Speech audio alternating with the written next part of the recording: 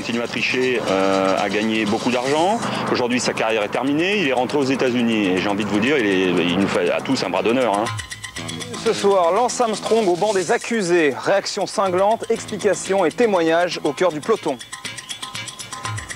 Raymond Domenech au Parc des Princes hier soir. Le sélectionneur supervise ses joueurs avant les grandes échéances. Marseille entre l'euphorie et le désespoir. Dernier en championnat, impressionnant en Coupe d'Europe. Analyse. Et il sera avec nous dans ce stade de Tony Parker en duplex d'Alicante où la France prépare l'Euro, le champion NBA est notre invité. Bonsoir à tous, j'espère que vous allez bien. Nous sommes ensemble en direct pendant 1 heure pour ce stade 2, sommaire chargé. La première partie est consacrée à l'affaire Armstrong, le scandale Armstrong, après les révélations du journal L'Équipe, l'Américain dopé à l'EPO en 99. Vous allez entendre dans cette émission des témoignages, dont certains sont d'ailleurs assez virulents. Et sur ce plateau, Christian Prudhomme, directeur adjoint du Tour de France. Bonsoir Christian, Laurent. Vous qui connaissez bien ce décor de Stade 2. Et puis je salue également en duplex d'Uzès Michel Rieux du Conseil de prévention de la lutte contre le dopage et qui va nous éclairer justement sur ces pratiques du dopage. Bonsoir professeur Rieux. Bonsoir. Alors on l'a peut-être pas très bien entendu Christian dans les titres, Marc Madiot de la Française des Jeux qui nous dit, après les propos d'Armstrong sur CNN, il nous a fait un bras d'honneur. Vous êtes d'accord, vous aussi, vous vous sentez trahi aujourd'hui? Votre passion du cyclisme est écornée? Trahi, je dirais pas ça, mais c'est vrai que j'ai été choqué quand j'ai appris, que j'allais dire comme tout le monde mardi matin, qu'il y avait cette enquête, cette affaire Armstrong, que j'ai été troublé et que je suis toujours troublé, parce que je pense que c'est une enquête sérieuse, que Armstrong vit avec la suspicion depuis 1999, depuis son premier succès dans le Tour, souvent un mélange d'admiration et de suspicion, mais que là, ça me paraît plus fort encore. Et alors là, sur CNN, il tape sur tout le monde, hein. Évidemment sur le journal L'Équipe, sur le laboratoire, sur la France en général, sur Jean-Marie Leblanc, votre patron, Jean-Marie Leblanc qui a dit « on a été trompé », des propos absurdes, a dit Armstrong. C'est un peu dur, non ? Je pense que la réaction de Jean-Marie, c'est un peu la mienne d'ailleurs aussi. C'est-à-dire qu'effectivement, on a été choqué et troublé, ça c'est une certitude. Je ne pense pas que ce soit une enquête de pacotille. Maintenant, c'est vrai qu'il n'y aura aucune preuve, jamais aucune preuve juridique. Et que la défense d'Armstrong, elle est aussi tout à fait logique et légitime. C'est vrai qu'il a subi des centaines de contrôles, qui ont tous été négatifs, mais qui peut raisonnablement dire, mais attendez, qu'est-ce que vous avez fait? En revanche, la lueur d'espoir que l'on peut voir dans cette affaire, c'est qu'il y aura demain, pour tous ceux qui veulent tricher, une épée de Damoclès au-dessus d'eux, et que ceux qui ont un coup d'avance, il va falloir qu'ils se disent maintenant, ils auront peut-être un coup de retard 2 ans après. Alors on va voir l'onde de choc donc depuis mardi, et s'il y en a un qui n'a pas été surpris par ces révélations, c'est Bruno Roussel, ancien directeur sportif de Festina, banni du milieu. En 99, il annonçait déjà d'autres scandales, vous allez l'entendre, c'est l'un des témoignages recueillis par Rodolphe Godin dans son enquête sur le dossier Armstrong.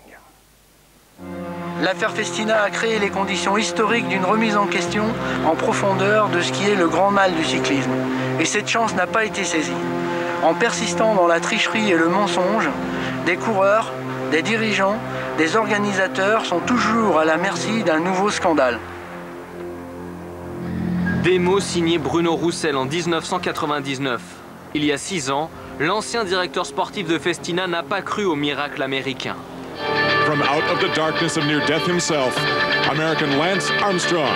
Some accused him of performing on drugs, but Lance had no secrets except one: hard work. Le Tour du Renouveau qu'on nous vendait en 99 ne vaut pas mieux que celui de la honte 1 an plus tôt. Un maillot jaune positif aux corticoïdes et maintenant à 6 reprises à l'EPO sur 6 étapes différentes. C'est beaucoup pour un sportif qui prétend encore aujourd'hui n'avoir jamais rien pris pour améliorer ses performances. Ce serait malhonnête de dire qu'on a été surpris. Moi, je suis écœuré, mais pas surpris. Attaque d'Armstrong, ça c'est fort. Et moi, ce qui me surprend quand même le plus, c'est que il avait horreur du Tour de France. C'est un coureur qui détestait le Tour de France, qui disait que c'était surhumain. Lance Armstrong, je le répète, assomme le Tour, est en train d'écrire une page du Tour. C'est phénoménal l'effet EPO. L'effet EPO est sidérant. Fin 2004, le laboratoire antidopage de Châtenay-Malabry commence des travaux sur les prélèvements urinaires des tours 98 et 99. L'expérience scientifique accouche du mensonge Armstrong.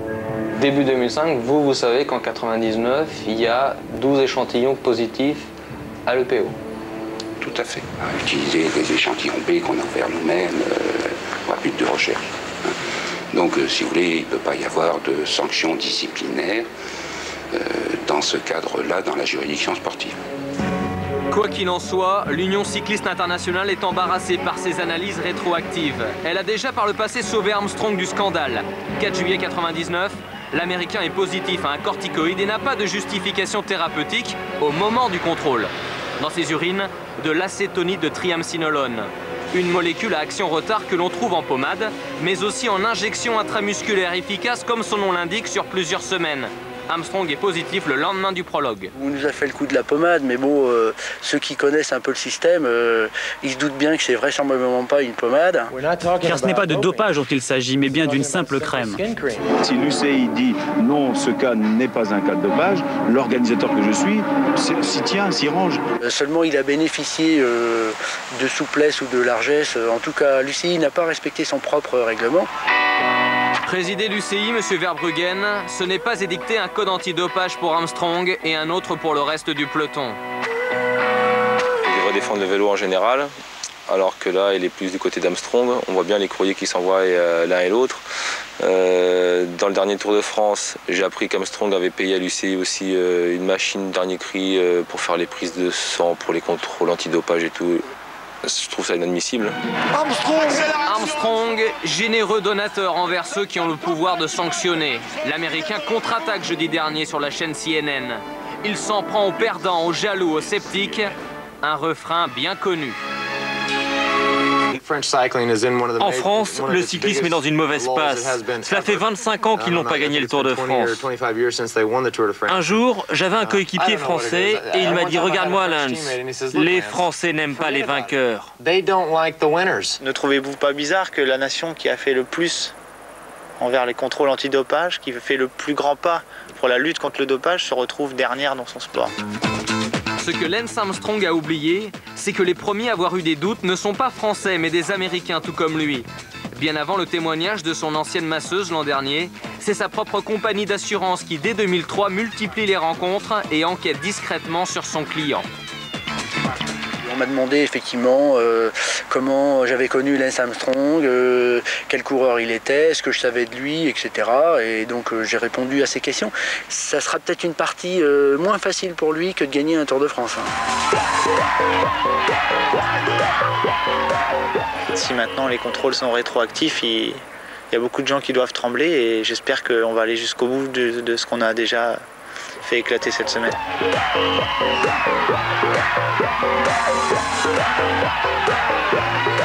C'est assez affligeant de voir des anciens champions, des grands champions,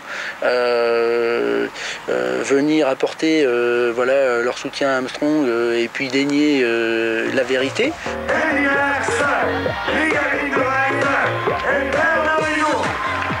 C'est plus facile de défendre Armstrong parce que quelque part, je pense qu'ils défendent leur passé. Faut y aller, quoi, je veux dire.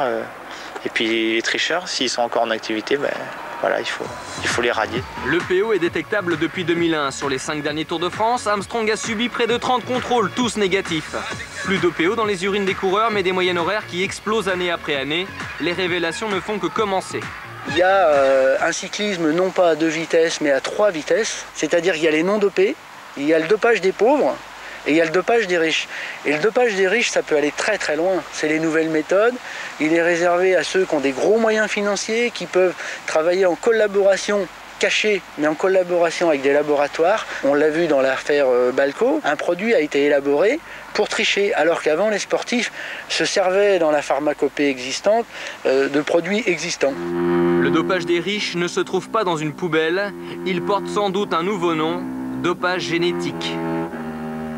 Vous avez vu sur CNN, il y a marqué Lance Armstrong, survivant du cancer. Hein, c'est ce qu'ils mettent en avant plutôt que les 7 Tours de France. Cette affaire aurait pu sortir avant le Tour, justement, Christian, plutôt qu'aujourd'hui? Écoutez, je n'en sais rien, puisque, comme je vous le disais, je l'ai appris, moi, le mardi matin, parce qu'il y a eu beaucoup de coups de téléphone. Parce que certains trouvent ça dommage, justement, qu'il ait pris sa retraite sportive, que ce soit 6 ans après les faits, etc. Écoutez, je crois vraiment qu'ils ont sorti l'information, nos confrères de l'équipe, quand ils ont eu la pièce qu'il leur manquait. Et ils l'ont eu le lundi, et ils l'ont sorti le lendemain matin. Et une très bonne enquête. Hein. J'imagine pas que quand on a une information pareille, on puisse la garder sous le coude. Rodolphe Gaudin, vous avez aussi votre explication?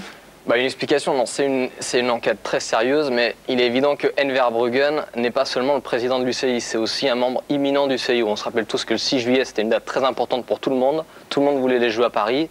c'est Londres qu'il a eu, mais c'est sûr que si Enver Bruggen avait su la faire avant, peut-être que ça aurait été dommage pour Paris. Ensuite, le Tour démarre.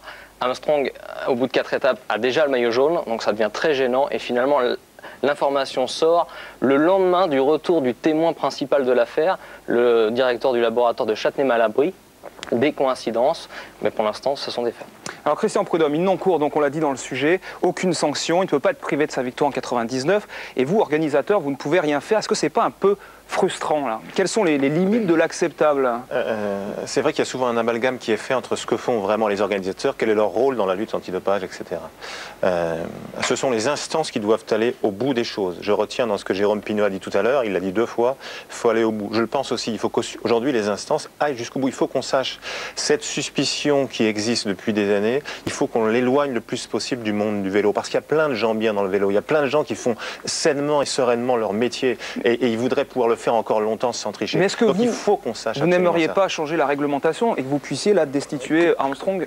Que l'organisateur n'ait pas tous les pouvoirs, ça me paraît assez normal. Maintenant, aujourd'hui, l'Union cycliste internationale, l'Agence mondiale antidopage doivent faire tout ce qui est en leurs moyens pour aller jusqu'au bout. Ça me paraît absolument nécessaire. Parce que en 99 justement, après, donc une année après l'affaire Festina, tout le monde parlait d'un tour propre. Résultat, donc le vainqueur, on retrouve de l'EPO dans ses urines. Est-ce que ça ne va pas faire douter tout le monde encore? Je crois que le champion fascinera toujours les foules, quoi qu'il arrive. Ouais. Mais je suis absolument convaincu qu'il faut que le champion reste un exemple. Et c'est pour ça, on ne va pas comme ça d'un verre de main effacer toute suspicion. Mais c'est vrai que depuis 1998, il y a eu plusieurs autres affaires, qu'elles reviennent trop souvent. Et je peux concevoir que des gens ne nous croient plus quand on dit qu'il y a plein de gens bien dans le vélo. Et pourtant, c'est vrai. C'est pour ça qu'il faut que les instances qui sont en charge de ça aillent jusqu'au bout, ils fassent les recherches. Ce n'est pas le rôle des organisateurs et nous n'avons pas le droit, nous, de faire ces recherches. S'il y a encore des échantillons congelés, pourquoi ne pas chercher? Pour aller voir, sur 2001, sur 2002, je ne sais pas. Et on va en parler avec le professeur Rieu dans un instant. Je vous propose avant d'autres réactions. Alors forcément, les pour et les contre, au micro de Jean-René Godard, à Ploué tout à l'heure. N'empêche que M. Armstrong, s'il a continué à tricher, a gagné beaucoup d'argent. Aujourd'hui, sa carrière est terminée. Il est rentré aux États-Unis. Et j'ai envie de vous dire, il nous fait à tous un bras d'honneur. Hein. Donc, c'est une solution intéressante. Ça permet au moins de démasquer, parce qu'on avait tendance à dire que M. Armstrong était un garçon extrêmement bien organisé, qui gérait tout, qui était infaillible. Et quelque part, il a juste oublié une petite chose, c'est qu'on pouvait mettre des fioles dans un frigo, tout simplement. Donc, ça montre que finalement, à un moment ou à un autre, on peut toujours arriver à démasquer éventuellement les tricheurs. Alors c'est vrai que juridiquement il a tout pour lui, il va forcément s'en sortir, c'est une évidence. La façon dont ça s'est passé est peut-être aussi à revoir et quelque peu contestable, mais il n'empêche, s'il n'y avait pas eu de PO dans les urines de M. Armstrong, il n'y aurait jamais eu d'affaire Armstrong, les journalistes n'auraient jamais été cherchés dans ses urines. Tous les gens chez nous, il y a beaucoup de gens qui demandent si c'est vrai. Nous on sait que c'est pas vrai, mais comment est-ce qu'on peut nous défendre? On sait pas on n'a pas des preuves pour le dire. Pour moi, ce ne sont que des spéculations qui n'ont pas été prouvées. Et même si quelqu'un le prouvait, pour moi, je crois que ça ne voudrait pas dire grand-chose. Voilà donc quelques réactions pour aller...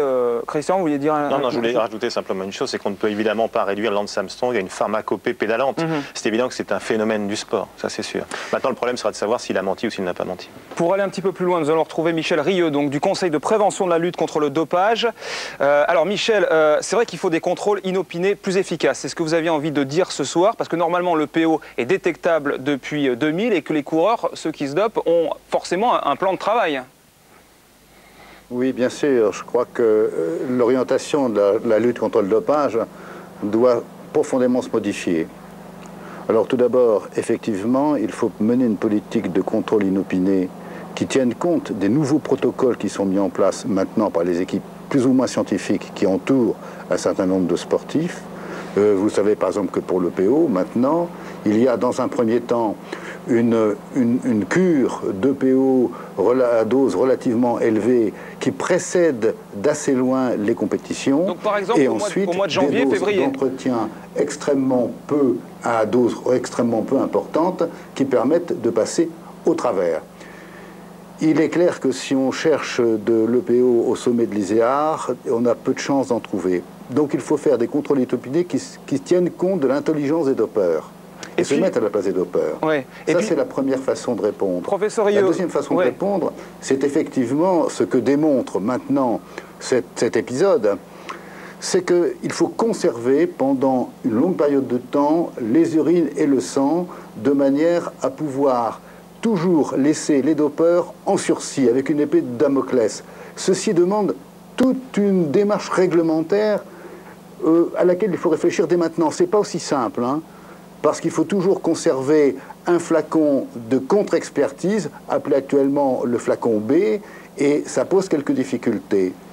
Bon, c'est vrai aussi, la troisième façon de lutter contre le dopage, et tout ceci est tout à fait simultané, c'est de trouver des signes indirects.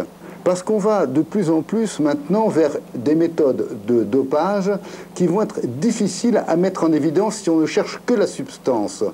L'avancée, par exemple, des neurosciences, et notamment de la neuropharmacologie, les avancées à terme de la thérapie génique ou de la thérapie cellulaire, font qu'il sera peut-être difficile de terminer très précisément quelle substance est en cause.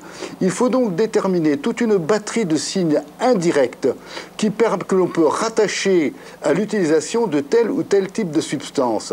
Ça me paraît très important. Et évidemment, le quatrième aspect, c'est de poursuivre les investigations, comme le fait par exemple le professeur de Ceris, pour trouver des nouvelles substances en cause. Mais évidemment, la difficulté dans ce domaine, c'est qu'on ne trouve que ce qu'on cherche. Bien. Et si on ne sait pas que ça existe, eh bien on ne trouve rien. Merci professeur Rieu pour ces explications, pour justement un peu mieux comprendre ce phénomène du dopage. Nous allons retrouver maintenant à Ploué en direct Jean-René Godard. Bonsoir Jean-René. Bonsoir. Alors depuis très longtemps, on le sait, hein, vous êtes très proche de Lance Armstrong, vous êtes même l'un de ses confidents. Quel est votre sentiment, très sincèrement, aujourd'hui ? Mais écoutez, je ne vous cache pas que j'ai un doute, un grand doute. En fait, pour résumer Lance Armstrong, je crois qu'il faut prononcer 3 mots. Américain, texan, winner. Winner, c'est-à-dire gagnant. Et aujourd'hui, se demander si c'est gagnant à tout prix. Car quand on regarde la vie de Lance Armstrong, depuis le jour de sa naissance en 1971, c'est une succession de combats. Quelques jours après sa naissance, son papa est parti, a abandonné le foyer familial. Lance Armstrong a pris le nom de l'ami de sa maman quelques mois plus tard. Situation, avouez-le, absolument incroyable. Ensuite, Lance Armstrong, à travers le sport, se révèle comme triathlète d'abord, comme champion du monde ensuite. En 1993 à Oslo, il est le plus jeune champion du monde de l'histoire. Il gagne encore la Flèche Wallonne, par exemple en 1995, et puis 96-97, la catastrophe pour lui, le cancer. Cancer des testicules avec des métastases à la colonne vertébrale et au cerveau. Tout le monde à ce moment-là, je me souviens de l'avoir vu en 1997, au mois de janvier, tout le monde pense que Lance est condamné, qu'on ne le reverra jamais. Et miracle, véritable miracle pour lui, il réapparaît dans les pelotons difficilement au début. Fin 98, il est 4e du championnat du monde et 4e du Tour d'Espagne. Il y a la rencontre avec Johan Brunel, 9 kilos de perdu, d'un changement de méthode d'entraînement, changement de méthode de récupération, changement de méthode de travail, et à partir de 99, cette domination sur le Tour de France. Alors aujourd'hui, bien sûr, après la révélation de nos confrères de l'équipe, le doute est obligatoire. S'il y avait seulement un flacon, mais il y en a 6 contrôles, je ne vous cache pas que pour moi, qui ai suivi pratiquement toute la carrière de Lance Armstrong, il y a ce soir un gros point d'interrogation, un doute, je ne peux pas le cacher. Merci Jean-René Godard. Juste une dernière question pour clore le sujet. Christian, est-ce que vous pensez que d'autres coureurs vont rejoindre Armstrong au banc des accusés? Par exemple, pour l'édition 98 du Tour de France, apparemment 40 flacons s'avèrent positifs à l'EPO. Alors oui, c'est ce que j'ai entendu comme vous de la bouche du professeur de Cerise. Oui, du laboratoire. Je ne sais pas. Ce qui est certain, c'est que je crois que nos confrères de l'équipe voulaient d'abord chercher et savoir si Lance Armstrong lui-même avait pris l'EPO en 1999. Ensuite, je ne pense pas qu'il faille faire une chasse aux sorcières sur le passé. Il faut regarder devant maintenant. Pour toute la nouvelle génération, pour les jeunes qui, encore une fois, font sainement du vélo, dans le peloton professionnel, on a besoin de Tour de France, qu'on entend parfois. Quasiment tout le monde peut courir 100 mètres. Pourtant, l'un des plus célèbres dopés de l'histoire, c'était bien Ben Johnson, et c'était sur 100 mètres. On ferait une course en sac aux Jeux Olympiques des gens de près. C'est pour gagner. C'est pas la difficulté de l'épreuve qui fait ça. Merci Christian. Vous restez un petit peu avec nous. Voilà ce que l'on pouvait dire sur le sujet. Pendant ce temps, eh bien, à Ploué, dans le Morbihan, Georges Hincapie, gagné au sprint. Hincapie de l'équipe Discovery Channel, c'est-à-dire celle de Lance Armstrong. Le cyclisme est ironique. Incapi qui d'ailleurs a refusé de s'exprimer sur l'affaire qui touche son illustre coéquipier. Le rallye maintenant avec la nouvelle victoire, la 8e de la saison pour Sébastien Loeb, le Français. Il s'impose en Allemagne et se rapproche à grands pas d'un 2e titre mondial. Gaël Robic. À première vue, on pourrait croire le garçon perturbé, préoccupé par les rumeurs de transfert. Face à un avenir incertain, Sébastien Loeb profite du temps présent avec gourmandise. À 2 pas de son Alsace natale, le champion du monde signe en Allemagne sa 4e victoire consécutive, la 8e de la saison. Avec 5 manches encore à courir et seulement 8 points à inscrire, Loeb va pouvoir bientôt monnayer un 2e titre, idéal pour négocier son prochain contrat. C'est vrai que ça a été une démonstration, mais je dirais avant tout de Citroën et toute l'équipe, parce qu'on a eu une voiture, on a eu 2 voitures irréprochables tout le week-end, et ça, il faut le dire. Et en plus, avec François, ça a été une grosse bagarre, on a dominé tous les autres. Comme dit, c'est vraiment un très beau résultat pour l'équipe. Loeb savoure, la concurrence déguste. Pour Peter Solberg, 7e, l'addition grimpe à 7 minutes. Marcus Gronholm et sa Peugeot terminent 3e à plus de 2 minutes. Bref, pour ces 2 champions du monde, rien à faire face à Citroën. Sébastien Loeb et François Duval laissent seulement 3 meilleurs temps à la concurrence et offrent le doublé à l'écurie française. Citroën court son propre rallye. Moi, je suis juste en tête d'une autre course. Il n'y a rien à faire. Le géant finlandais ne rêve que d'une chose, se mesurer à Sébastien Loeb à armes égales. Avec 7 voitures, une Citroën engagée cette saison par une écurie privée. 2006 serait alors une année de transition, de quoi permettre à Citroën de préparer son retour officiel en 2007 et de garder Sébastien Loeb. Mais bien sûr, et ça me fait beaucoup de peine d'ailleurs, sérieusement. Je trouve que le fait qu'il soit dans cette situation d'hésitation ne me fait pas plaisir. Et plus tôt on pourra décider ce que nous faisons, plus tôt on lui permettra d'avoir une situation plus sereine. Face à Citroën, Ford fait le forcing pour s'attacher les services du français. L'écurie anglaise proposera à Sébastien Loeb un contrat de 3 ans. C'est un secret pour personne. Sébastien est le meilleur pilote du monde. Ce qu'il réalise depuis ses débuts en championnat du monde, il y a seulement 2 ans, est absolument exceptionnel. C'est tout simplement un pilote fantastique. Le big boss de Ford a fixé un ultimatum. Réponse souhaitée du français avant début novembre. Sébastien Loeb, lui, veut s'accorder un délai de réflexion. Mais pour lui, l'avenir a déjà un visage. Dans 15 jours, le champion du monde se marie. Et ensuite, il sera peut-être champion du monde, donc courant septembre, pour la 2e fois de sa carrière. On passe au football avec l'équipe de France d'abord et Raymond Domenech qui a donné jeudi sa liste des 20 joueurs pour les 2 prochains rendez-vous qui approchent, les îles Féroé et surtout l'Irlande. Parmi ces joueurs, il y a 2 Parisiens, Jérôme Roten, Vikash Dorasso, que le sélectionneur a supervisé hier soir au Parc des Princes pour l'avenue de Nice. Laurent Jaoui, vous y étiez pour disséquer justement le travail d'observation de Domenech. On regarde.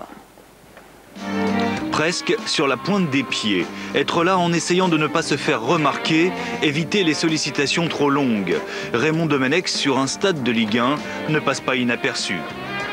Superviser, aspect le moins connu, le moins médiatisé du métier de sélectionneur. Principal objectif, emmagasiner des informations et faire un peu de relations publiques, parler par exemple avec les présidents de club. Vous êtes remis votre soirée là ?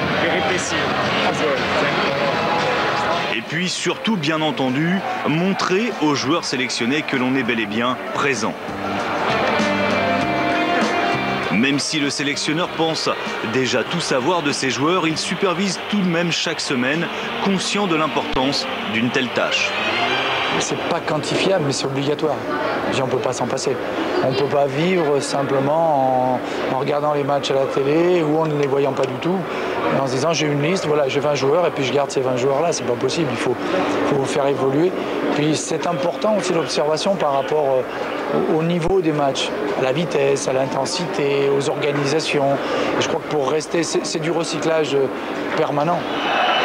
Et pour recycler, il faut prendre place en tribune officielle. Le tout Paris s'y contemple, un véritable inventaire à la Prévert. Star du showbiz, du cinéma, de la politique et du monde intellectuel, l'endroit où il faut être vu. On y trouve même le sélectionneur du 15 de France et celui des Bleus, bien sûr, venu suivre particulièrement Jérôme Roten et Vicage Dorasso, appelés contre les îles Féroé et l'Irlande. Tout en gardant un œil sur Bernard Mendy et Sylvain Armand, deux défenseurs qui ont déjà porté le maillot bleu. En tribune, Domenech reste impassible. Aucune prise de note, aucune manifestation. L'homme se contente d'observer. Mais lorsque Roten sort sur blessure après 17 minutes de jeu, c'est la seule fois que le sélectionneur réagit.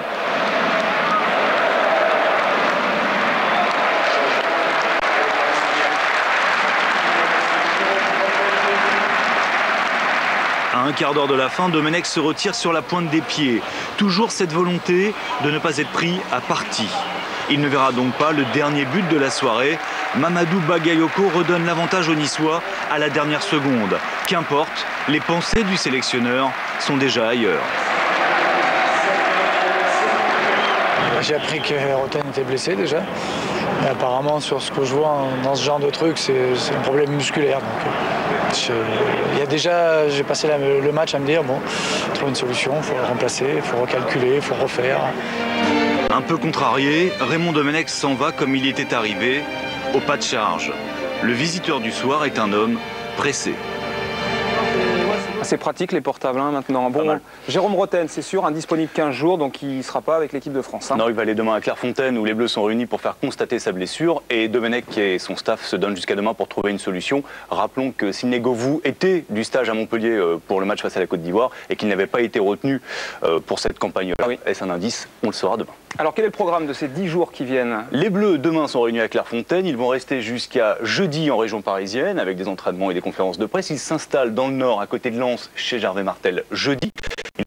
Samedi soir face aux îles Féroé à Bollaert. Bon, là, a priori ça devrait bien se passer. Il reste dans le nord jusqu'à mardi matin. Il décolle mardi matin pour aller en Irlande. Le plus tard possible pour aller en Irlande où là les attend un match incroyable dans une ambiance de feu, nous dit-on, à London Road, l'antre du rugby.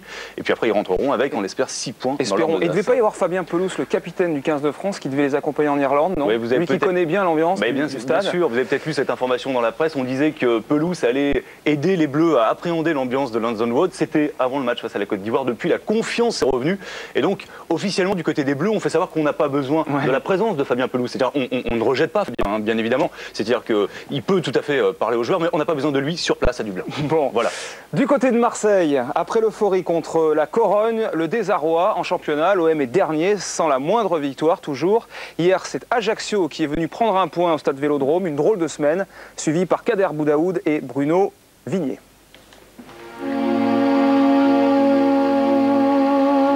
12 ans que Marseille n'a rien gagné, aucun titre. Une immense frustration pour une ville de football. Et forcément, une étincelle suffit pour s'enflammer. Cette semaine, Marseille a retrouvé le parfum et les émotions d'un soir d'Europe. Du suspense, du bonheur, le stade Vélodrome a vibré comme avant. Moi, j'ai eu la chance de par le passé de connaître un petit peu cette magie du Vélodrome et je sais que tout peut arriver. Et donc, c'est ce message que j'ai transmis aux joueurs. C'est sûr, la Coupe Intertoto remportée mardi soir ne marquera pas l'impressionnant palmarès de l'OM. Mais tout au long de ces 90 minutes, Marseille a su renverser une situation quasi désespérée. Battu par la Corogne 2-0 au match aller, les joueurs de Jean Fernandez s'imposent 5-1 et se qualifient pour l'UEFA dans les dernières minutes. Énorme soulagement et explosion de joie. Ce n'est que l'Intertoto, mais le Marseille de Robert Louis Dreyfus n'avait encore jamais rien gagné. Début du suspense, un parfum d'Europe et la victoire au bout. Marseille veut y voir un signe. C'était un renouveau, c'est un peu ce que tout le monde attendait. Donc, ça nous a relancé un peu et on part de l'avant. On a vu tout le monde sur le terrain, à la fin sur la pelouse, tout le monde était content, les supporters sont restés à la stade longtemps. Ça faisait penser aux anciens matchs d'avant, mais bon, l'essentiel c'est le championnat et encore c'est pas trop ça. Sur les terrains de la commanderie, l'exploit contre la Corogne est presque oublié. Les Marseillais ont la tête ailleurs. Avant la venue d'Ajaccio, l'OM ne compte qu'un seul point en 4 journées. À quelques jours de la fin du mercato, Marseille recrute. L'ancien parisien Lorik Sana et le buteur italo-argentin Christian Jiménez signent à l'OM. Les supporters, eux, espéraient Djibril Cissé. Nous nous interdisons de semer le rêve ou de le nourrir inutilement. Nous sommes d'un grand réalisme sur ce dossier-là. Nous savons parfaitement que ce n'est pas facile. Nous ne sommes pas en train de dire au public marseillais très bientôt vous allez avoir Cissé devant vous. Aujourd'hui, Marseille est réaliste. Jean Fernandez, lui, travaille avec son effectif pour redresser la tête en championnat. Les mêmes recettes depuis 20 ans. Du travail et de la passion, sans prêter attention aux rumeurs qui circulent déjà. Moi, j'étais un petit peu surpris que les choses aillent aussi vite. On est en finale Intertoto, on a fait 4 matchs de championnat et tout de suite on a mis en doute mes capacités, donc j'étais un petit peu surpris. Bon, maintenant on sait que c'est le milieu qui veut ça, on sait que quand on est entraîneur de l'Olympique de Marseille les choses peuvent aller très très vite, mais bon moi je ressens pas la pression de la même façon. Je travaille avec des gens qui me font confiance, j'ai une très bonne relation avec mes dirigeants, avec mon directeur sportif, avec mes joueurs. On savait que ça allait être difficile jusqu'à la fin août, ça allait. C'est parti là, ce soir Ajaccio, on va les brûler. 4-0, regardez-moi, je viens de jouer encore, 4-0. Forcément, après le match de mardi, tout Marseille y croit. Les 50 000 spectateurs du Vélodrome espèrent enfin la première victoire de l'OM en championnat.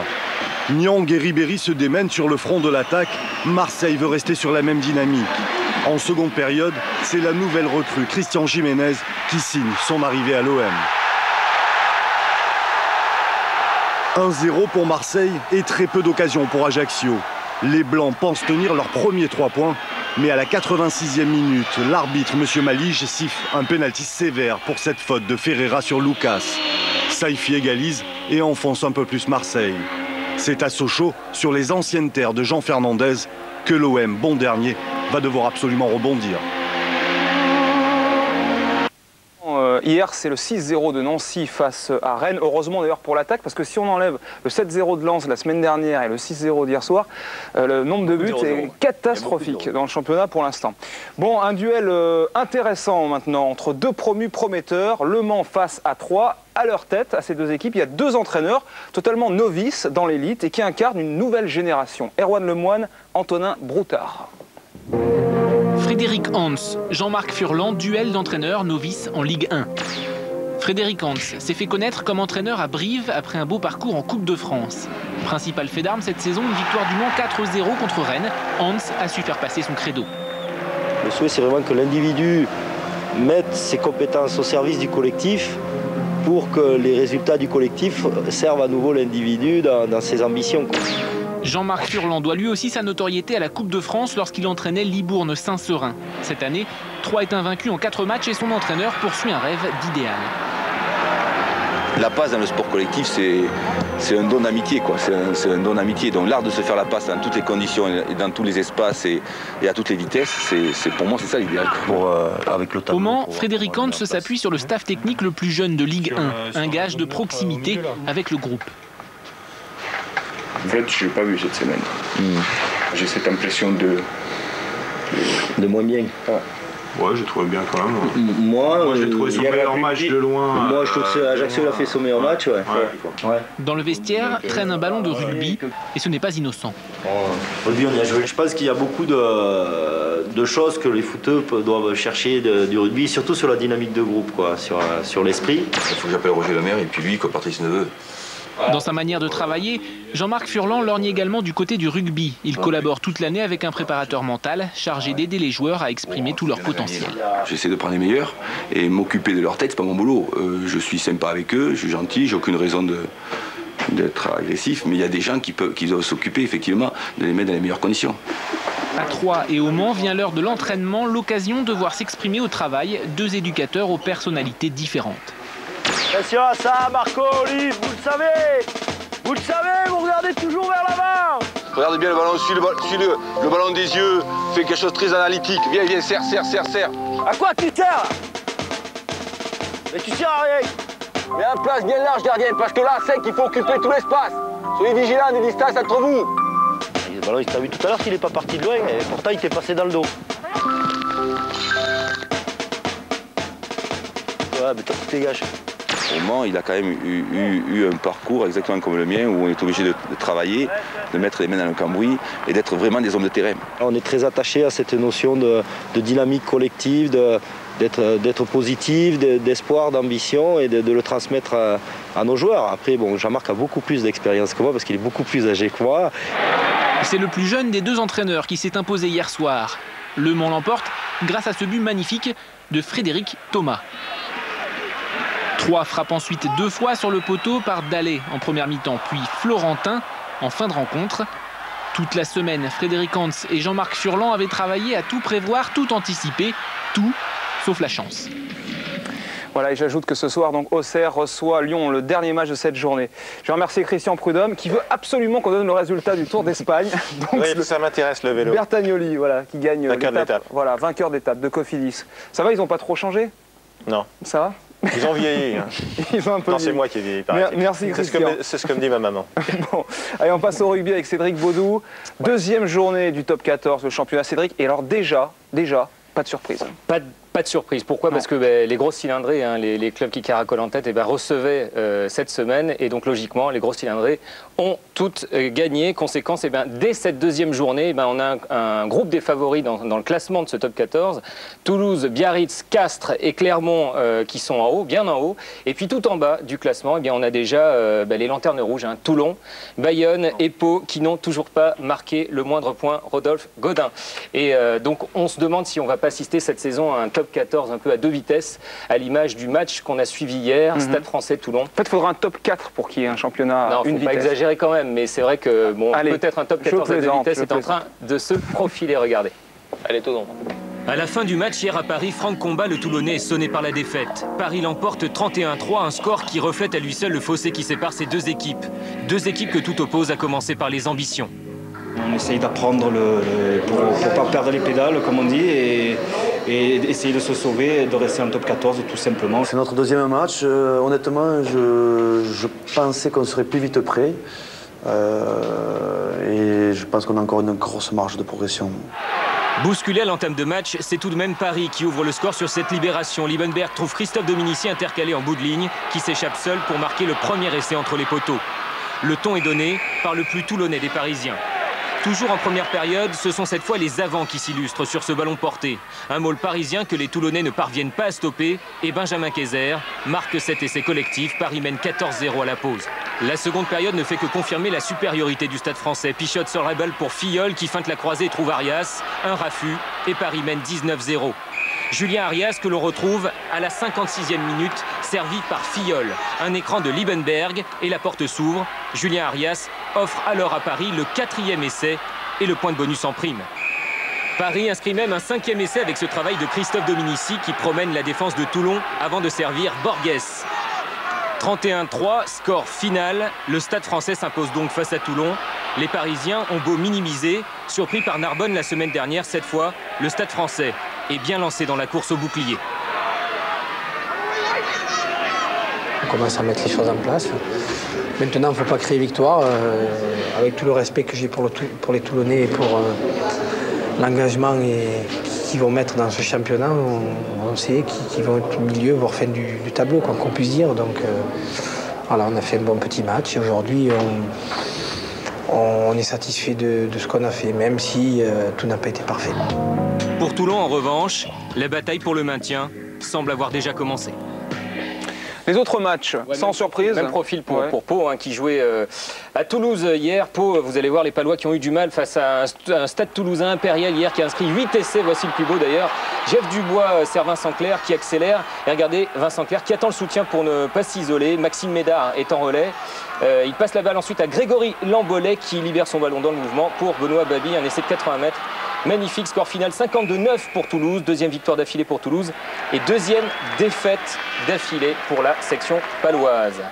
Il y avait un autre match aussi, enfin plusieurs, mais Bourgoin jouait à domicile et cette fois Bourgoin a récupéré tous ses internationaux face à Bayonne qui n'a rien pu faire hier. Bayonne face à Bourgoin, 4 essais et un point de bonus pour Bourgoin avec cet essai de Boussès, l'ancien barreau, score final 37 Neuf, Bourgoin qui est 5e au classement. Dans ce bon stade, Pierre Rajon à Bourgoin-Jallieu. Alors aux antipodes, il y avait les Trinations avec un beau match Nouvelle-Zélande-Afrique du Sud. Et alors c'est quand même un petit événement parce qu'on a vu un haka insolite. Oui, vraiment insolite et historique même, parce que c'est la première fois depuis 20 ans presque qu'on n'avait pas modifié le haka. C'est le champ de guerre des Blacks. Exactement, donc il y a 15 jours, je vais raconter la petite histoire, il y a 15 jours en fait, les Blacks sont allés perdre en Afrique du Sud, ils ont été vexés, voire humiliés, parce qu'au moment où ils ont fait leur haka, le public sud-africain les a sifflés. Donc ils se sont dit, cette fois on va réserver un accueil un peu particulier aux Sud-Africains qui viennent jouer chez nous, donc ils ont fait un haka beaucoup plus agressif, beaucoup plus féroce.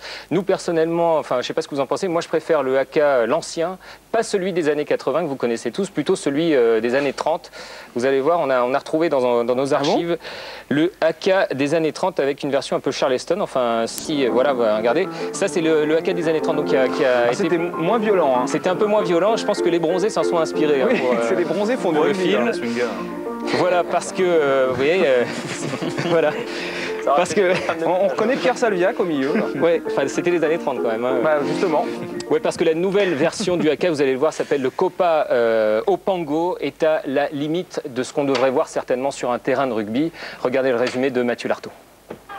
Ce samedi 27 août 2005 est désormais date historique pour le rugby mondial. À l'occasion du match au sommet contre l'Afrique du Sud, les Mythic All Blacks réservent une petite surprise aux Springboks, une nouvelle version du haka terrifiante.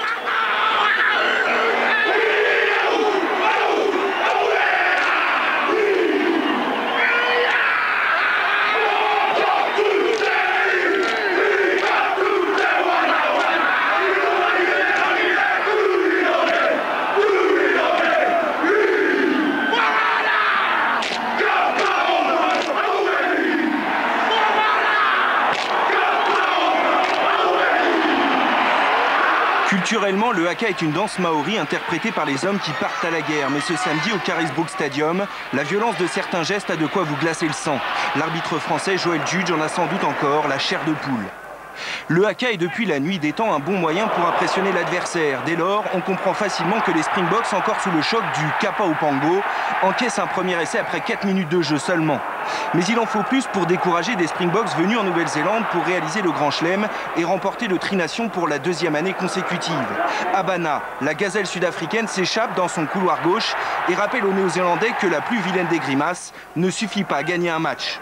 Nous voilà rassurés, le rugby ce n'est pas la guerre, c'est seulement un jeu tellement beau lorsqu'il est pratiqué de la sorte. Mais à la moue, on voit McDonald à l'essai, la Nouvelle-Zélande mène 14-10, puis 21-10 après le festival Rokosoko qui renverse pas moins de 5 Springboks sur cette action. 10 minutes plus tard, January contre McDonald et permet aux Springboks de revenir à 4 points, 21-17. January, un brin chambreur, fait des misères au tout noir. En milieu de deuxième mi-temps, le demi de mêlée sud-africain intercepte une passe de Collins et transmet à Fowey pour le 3e essai de l'Afrique du Sud. À cet instant, les Boks sont certains de remporter le Tri-Nation, mais à 5 minutes de la fin, mais à la moue, le plus guerrier de tous les Blacks s'extirpe du paquet et crucifie les Boks. La Nouvelle-Zélande s'impose 31-27. Voilà une bataille de gagner, mais pas la guerre, car le rugby reste un jeu, malgré les apparences. Et match décisif, Nouvelle-Zélande-Australie la semaine prochaine pour gagner le tournoi.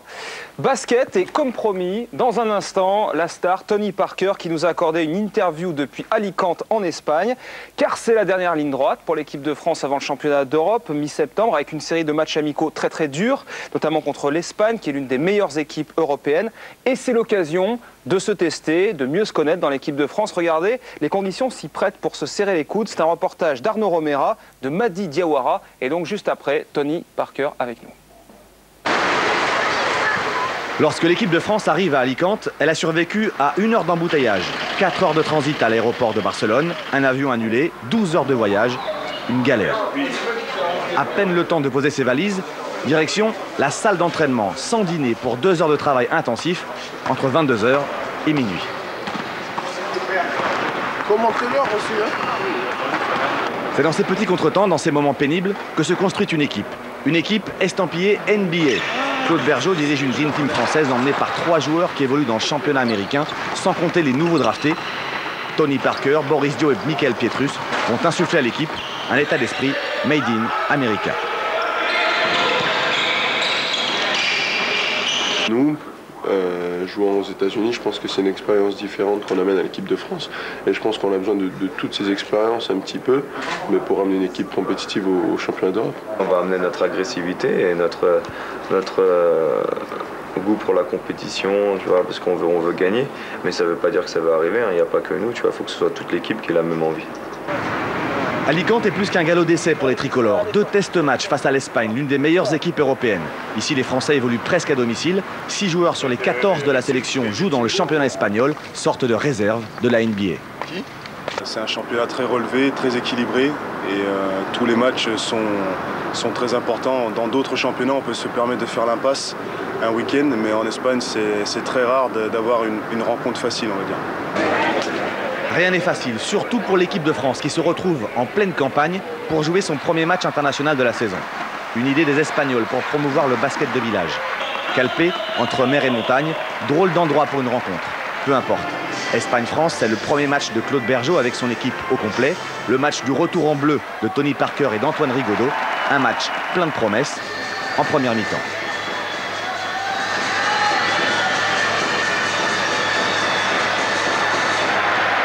Les tricolores s'appuient sur une défense agressive et un jeu de passe redoutable. Les joueurs ont bien assimilé les nouveaux systèmes et les shooters alignent les paniers à 3 points. Le collectif est plus fort que les individualités. À la mi-temps, la France mène de 4 points.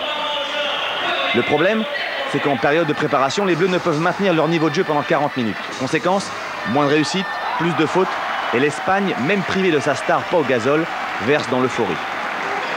Dans le dernier quart-temps, les Espagnols ne redescendent pas de leur nuage. Ils affichent confiance et réussite insolente, à l'image de ce panier inscrit à la dernière seconde. Score final 95-84, 11 points de retard pour la France. C'est un petit peu normal puisque nous débutons et que nous avons besoin d'histoire commune pour composer ce collectif. Nous avons disputé notre premier vrai match amical, il nous reste 9 matchs, de façon à la fois monter physiquement, en régime, mais aussi collectivement. C'est dans l'adversité que l'on verra la valeur de la Dream Team tricolore. La nouvelle équipe de France est peut-être née un soir de défaite dans la région d'Alicante. Tony Parker, bonsoir. Merci d'être avec nous dans Stade 2 d'Alicante. Bonsoir. Bonsoir. Alors d'abord un mot, on l'a vu dans le sujet, sur votre arrivée en Espagne, assez rocambolesque. Ça a été une véritable galère. Hein. Ah bah on a lutté, hein. On est parti à 8 h du matin de Paris. Et on est arrivé, je crois, vers 20h30, 21h à l'hôtel. On s'est entraîné à 22h30 jusqu'à minuit et demi. Et après, on a mangé et on s'est couché vers 2h30. Enfin, je me suis jamais entraîné aussi tard, quoi. C'est un record. Oui, ça doit vous changer quand même des conditions NBA, non? Ah bah non, mais là, c'est comme d'habitude, hein, comme en Europe. Hein. Comme en junior, c'est les galères, hein, quand tu dois faire des changements. Ils sont toujours en retard, les avions en Europe. Bon, Tony, c'est votre grand retour donc, en équipe de France avant le championnat d'Europe. Alors hier, contre l'Espagne, en match de préparation, vous avez perdu 95-84. C'est une défaite inquiétante ou non? Bah, tu sais, c'est toujours difficile hein, de jouer l'Espagne chez elle, avec le public et les arbitres, ils ont toujours beaucoup d'avantages quand ils jouent à domicile. Et je pense qu'on a fait un bon match dans l'ensemble. On a fait une bonne première mi-temps, on était devant. Et après, je pense qu'on a craqué un peu vers la fin parce qu'on n'a pas assez de vécu collectivement. Je pense que c'est ce qui nous a fait défaut. L'Espagne, tu voyais qu'à la fin de match, ils savaient ce qu'ils allaient faire et ils ont mis le ballon dans les personnes où il fallait, ils ont mis dedans. Et nous, on a un peu craqué quoi, vers la fin. Alors vous, physiquement, vous vous sentez comment? Parce que c'était votre premier match depuis le dernier en NBA qui vous a permis d'être champion nord-américain. Ah bah moi, physiquement, là, je suis un peu fatigué. Hein. J'avais pas trop de rythme hier. C'était mon premier match depuis longtemps. Et donc, de toute façon, je vais monter en puissance, hein, monter en régime tout doucement. Et il faut prendre les matchs un par un et pas s'inquiéter. Mais le plus important, c'est qu'on s'habitue à jouer tous ensemble. Vous revenez donc après 2 ans d'absence en équipe de France. Franchement, le fait de ne pas avoir joué les Jeux Olympiques d'Athènes, ça a été une grosse désillusion. Vous l'avez digéré aujourd'hui? Oui, bah bien sûr. Hein. De toute façon, il faut essayer de chercher les positifs. Hein. Je pense qu'on a appris beaucoup par rapport au dernier Euro suédois. Et il faut apprendre de nos erreurs. Et il faut qu'on voit ça comme un mal pour un bien. Hein. Maintenant, on a de l'expérience. Il y a pas mal de joueurs qui étaient là en Suède. Et je pense que tout ça, ça va nous servir si on est encore en difficulté à Belgrade. Parce qu'on sera en difficulté en rencontre de très très bonnes équipes. Oui, pourtant, à l'époque, il y avait les meilleurs joueurs. Il y avait une Dream Team, comme aujourd'hui. Hein. Comme quoi, ça ne suffit pas pour se qualifier. Non, mais de toute façon, il n'y a que des bonnes équipes en Europe. Hein. Et nous, on a un peu un manque de vécu. Les grandes équipes, comme l'Italie, l'Espagne, ils sont toujours là, ils font toujours des résultats parce qu'ils ont l'habitude de jouer ensemble. Nous, c'était notre premier Euro, on était ensemble un peu, les jeunes en Suède.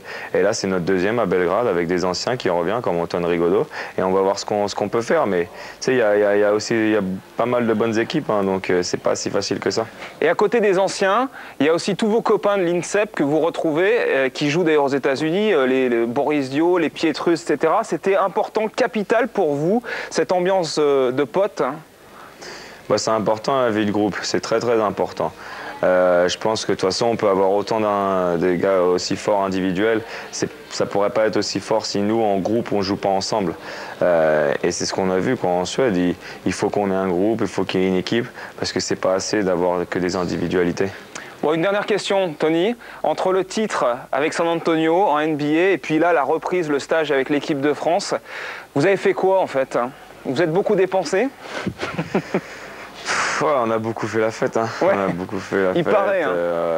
Beaucoup de voyages et donc c'est vrai que moi physiquement maintenant il faut que je me repose, hein. Il faut que je me gère pour justement être performant à un championnat d'Europe et il faut que je mette mon titre derrière moi, quoi. Il faut que j'oublie, il faut que j'arrête de le fêter et maintenant il faut que je sois sérieux avec l'équipe de France parce que ça va être une grosse échéance.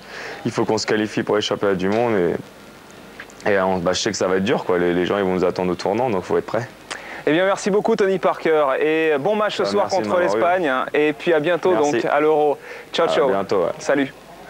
Voilà, c'est en ce moment même le match amical entre la France et l'Espagne, donc nous avons enregistré cette interview dans l'après-midi. Le tennis, merci à Tony Parker. Le tennis avec demain le coup d'envoi de l'US Open, 4e et dernier grand chelem de la saison. Alors Amélie Mauresmo, autant vous le dire, a un parcours terrible qui l'attend à partir des 8e de finale avec Miskina, Hénin, Davenport sur sa route jusqu'à la finale. Lindsay Davenport justement qui a battu la Française hier en finale à New Haven. Loïc Chaud. Lindsay Davenport, nouvelle première de la classe du tennis féminin, n'est pas du genre à envoyer des billets doux à ses camarades de cours. En face, Amélie Mauresmo, dernière rescapée d'un groupe de Françaises restées collées au premier tour, n'a pas pu contenir la puissance de la bonne élève californienne. Oui mesdames, il fait chaud dans les tribunes, mais aussi sur le court, où Mauresmo essaie tant bien que mal de courir après les balles envoyées aux quatre coins par son adversaire du jour.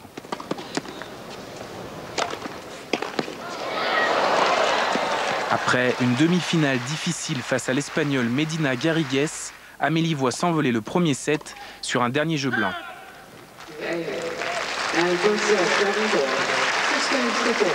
C'était un petit peu dur au début et puis au fur et à mesure que le match avançait, je me sentais vraiment de mieux en mieux. Je crois que toutes les toxines, tout ça s'en allait au fur et à mesure. Sans les toxines donc, mais avec un peu plus de jambes, ça va un peu mieux pour la Française, qui fait courir Davenport à son tour. Mais hier, c'est bien l'Américaine qui récolte les bons points, usant une Mauresmo demi-finaliste à Toronto la semaine dernière, fatiguée de galoper pour répondre aux assauts de Davenport. Une joueuse américaine qu'Amélie n'a battue qu'une fois en 10 rencontres. C'est une adversaire qui est très difficile à jouer pour moi. Ça fait un moment que je ne l'ai pas battue, donc c'est vrai que je commence à en avoir un petit peu marre. Et ce sera une bonne idée que ça arrive bientôt, dans 2 semaines par exemple, en demi-finale de l'US Open, le dernier grand examen de fin d'année pour Lindsay, Amélie et toutes les autres. Et à demain donc Amélie aux États-Unis, l'US Open. Le meeting de Bruxelles maintenant, c'est l'athlétisme. Emmanuel Lefort avec d'abord coup de chapeau à Bekele, 23 ans. Extraordinaire. Il l'avait annoncé avant de venir à Bruxelles. Je viens pour battre le record du monde. Il a tenu parole. Vous allez le découvrir en images. Il était emmené par son jeune frère Tarikou. Les conditions météo étaient clémentes, pas de pluie, peu de vent.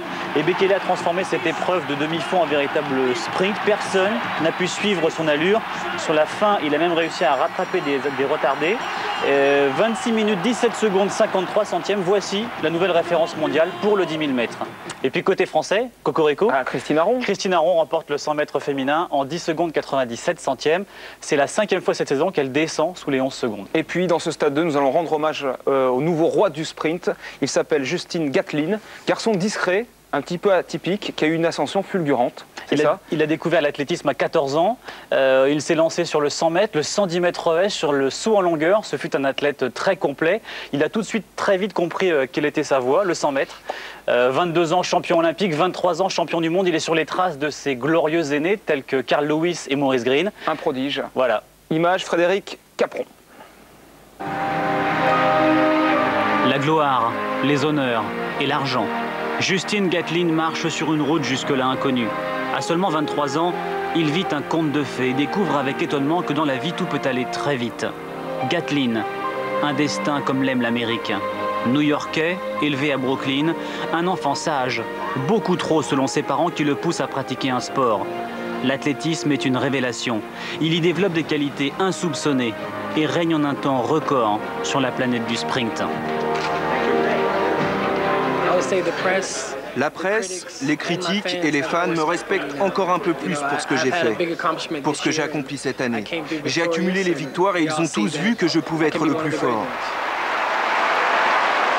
Maintenant, la plupart des gens me connaissent. Ils aiment quand je suis performant. J'espère que l'année prochaine, je pourrai continuer et devenir le véritable roi. Aimez-vous être le roi? Oui, c'est bon. C'est bon, c'est sympa de se sentir le roi et de représenter ainsi le sprint. Une pluie battante, 12 degrés. En ce jeudi 25 août, Gatlin n'a pas plus envie que nous de s'éterniser dans le stade Baudouin, déserté par les athlètes, mais envahi par les techniciens. Chacun travaille dans son coin, préparant au mieux le meeting de Bruxelles. Gatlin ne le montre pas trop, mais il est fatigué après ses 2 titres mondiaux. Reste que dans 24 heures, il sera opposé à Maurice Greene. Alors, pas question de galvauder l'événement. Maurice est un grand compétiteur, il possède une grande technique. C'est un guerrier et il court toujours très bien. Mais Maurice Greene est-il toujours le maître du 100 mètres? Gatlin a prouvé le contraire en remportant les sélections américaines en juin dernier. Blessé à une cuisse, Greene n'a pas pu défendre son titre mondial sur 100 mètres. Résigné à ne courir que le relais 4x100 à Helsinki, il a vu avec détresse le témoin rouler sur la piste. De son propre aveu, jamais il n'avait connu un été aussi calamiteux. Mais il refuse qu'on l'enterre avant l'heure. Je pense que beaucoup de gens croient que je ne vaux plus rien. Beaucoup pensent que je ne suis plus capable de courir aussi vite qu'avant. Et moi, je veux leur montrer que je sais que je peux le faire. Je sais quel chemin suivre pour y arriver. Seulement, j'ai été blessé. Greene, Gatlin, le 100 mètres de Bruxelles se résume à ce duel. Le suspense ne va pas durer bien longtemps à mi-course. Greene est déjà bon dernier. Gatlin s'impose en 9 secondes 99. Deuxième, le Français Ronald Pognon en bas de l'écran, 10,05. J'étais beaucoup en force au championnat du monde. J'avais perdu un peu le système de pied que j'avais et 10,05 avec une petite faute, mais je suis quand même content, quoi. Il pénètre sur la piste comme un boxeur sur un ring. Gatlin se dit être un combattant, un guerrier. Il n'a peur de personne. N'y voyez pas là de l'arrogance. Justin Gatlin est un garçon simple, discret, parfois trop gentil. Et aux États-Unis, ce nouveau visage séduit de plus en plus. Voilà, dimanche prochain, retour à l'heure d'hiver pour Stade 2, 17h50 avec François Brabant, tout bronzé. Je vous retrouve dans 2 semaines. Merci à tous. Et le 20h tout de suite, Béatrice Schoenberg. Merci, bonne soirée.